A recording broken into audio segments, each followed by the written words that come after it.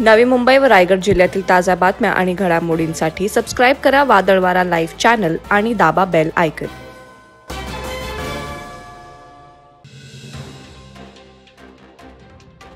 रामजन्मभूमी मंदिराला पूर्ववैभव मिळवून देण्यासाठी अनेक कारसेवकांनी योगदान दिलं।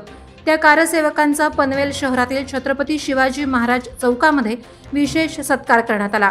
यावेळी बोलताना आमदार प्रशांत ठाकूर यांनी सांगितलं की अयोध्येमध्ये 22 जानेवारी रोजी प्रभू श्रीरामांच्या मूर्तीची प्राणप्रतिष्ठापना केली जात आहे। हा दिवस सर्वांसाठी उत्साहाचा, आनंदाचा आणि जल्लोषाचा असून एक आगळीवेगळी दिवाळी पनवेलमध्ये साजरी होईल असं प्रतिपादन त्यांनी केलं। यावेळी पनवेलमधून विसावा हॉटेल ते छत्रपती शिवाजी महाराज चौकापर्यंत रॅली काढण्यात आली होती। उरण दिघाटी चिरनेर रस्त्यावरून प्रवास करणाऱ्या कारवर दबा धरून बसलेल्या वानरांनी उड्या मारल्याची घटना इंद्रायणी वळण रस्त्यावर घडली। यामुळे चालकाचं नियंत्रण सुटून कारचा अपघात झाला। भयभीत झालेला कार चालक आणि त्यांच्या सहकार्याने रस्त्याजवळील तलावात उड्या मारल्याने ते थोडक्यात बचावले। मात्र या दुर्घटनेत एक वानर दगावलाय। उरण परिसरात झाडांची कत्तल, मातीचं उत्खनन सुरू असल्याने वन्य प्राणी आपला अधिवास सोडून पाणी आणि अन्नाच्या शोधात गाव वस्तीत येत आहेत। त्यात तालुक्यात वानरांचा लोकवस्तीत प्रादुर्भाव वाढल्याचंही चित्र दिसून येत आहे। शिक्षणाप्रती भारतरत्न डॉक्टर बाबासाहेब आंबेडकर यांचं शिक्षण हे वाघिणीचं दूध आहे या वाक्यानुसार शिक्षणाचं महत्त्व विशद होतं। मात्र आजही दुर्गम भागातील विद्यार्थ्यांची वाट बिकट आहे। कर्जत तालुक्यातील दुर्गम डोंगर भागात असलेल्या नाण्याच्या माळ येथे विद्यार्थ्यांची शाळा कधी घरात, कधी घराच्या ओसरीवर तर कधी झाडाखाली किंवा मोकळ्या आभाळाच्या छताखाली भरत असल्याचं उद्विग्न करणारं दृश्य आहे। प्रगत महाराष्ट्रात आजही अशा स्थितीत येथील विद्यार्थी शिक्षणाचे धडे गिरवत आहेत। ही बाब देशाचा स्वातंत्र्य अमृत महोत्सव साजरा करणाऱ्यांच्या डोळ्यात जळजळीत अंजन टाकणारी आहे।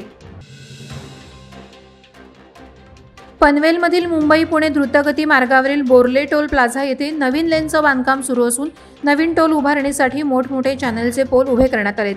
या पोल खालून लहान मोठे वाहनं ये जा करतात।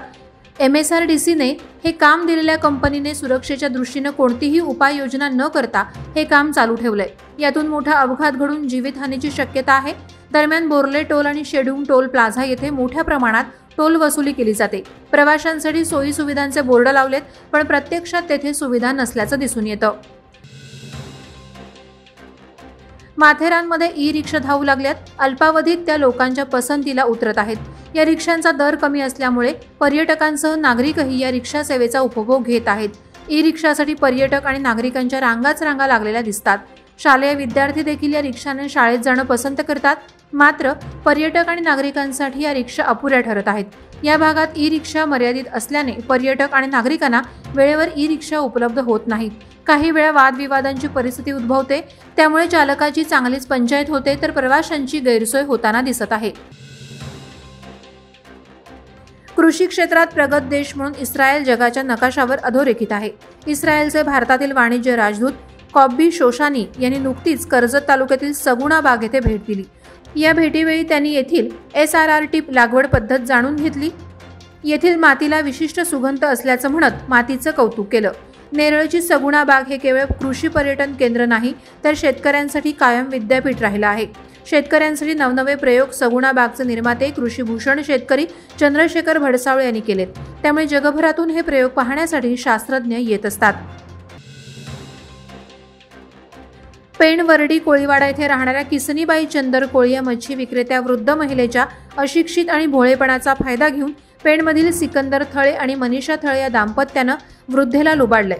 किसनीबाई यांचे 40 तोळे सोनं आणि 50,000ची रक्कम घेऊन या बंटी बबलीनं पोबारा केलाय। एकूण 12 लाखांच्या फसवणुकीचा गुन्हा 4 महिन्यांपूर्वी पेण पोलीस ठाण्यात दाखल करण्यात आलाय। मात्र पोलीस याकडे गांभीर्याने लक्ष देत नसल्यानं वृद्ध महिलेने अखेर पेण पोलिसांना पोलीस ठाण्याच्या आवारात आत्मदहन करणार असल्याचा इशारा दिलाय। खारघर येथील ग्रीन फिंगर्स ग्लोबल स्कूलच्या 18व्या वार्षिक स्नेहसंमेलन सोहळ्यात विविध कार्यक्रमांचं आयोजन करण्यात आलं होतं। यावेळी सांस्कृतिक कार्यक्रमाद्वारे विद्यार्थ्यांच्या कलागुणांचे आणि सर्जनशीलतेचे प्रदर्शन करण्यात आले। हा कार्यक्रम एक भव्य देखावा होता। मंत्रमुग्ध करणाऱ्या नृत्य सादरीकरणापासून ते विविध शैलीमध्ये विखुरलेल्या संगीतमय कार्यक्रमाचं सादरीकरण यावेळी विद्यार्थ्यांनी केलं।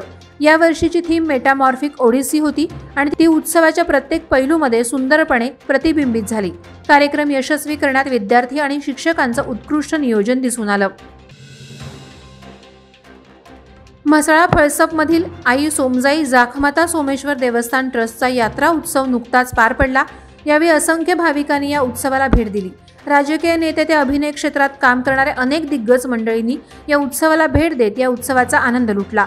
यावेळी व्यासपीठावर अनेक नेते मंडळी आणि कलाकार यांची भाषणं आकर्षणाचा भाग ठरला। कोकणचे सुपुत्र खासदार सुनील तटकरे हे या कार्यक्रमाचे प्रमुख पाहुणे म्हणून उपस्थित होते। सोमजाई जाखमाता हे भविष्यात मोठं तीर्थस्थळ झाल्याशिवाय राहणार नाही अशी ग्वाही तटकरे यांनी यावेळी दिली।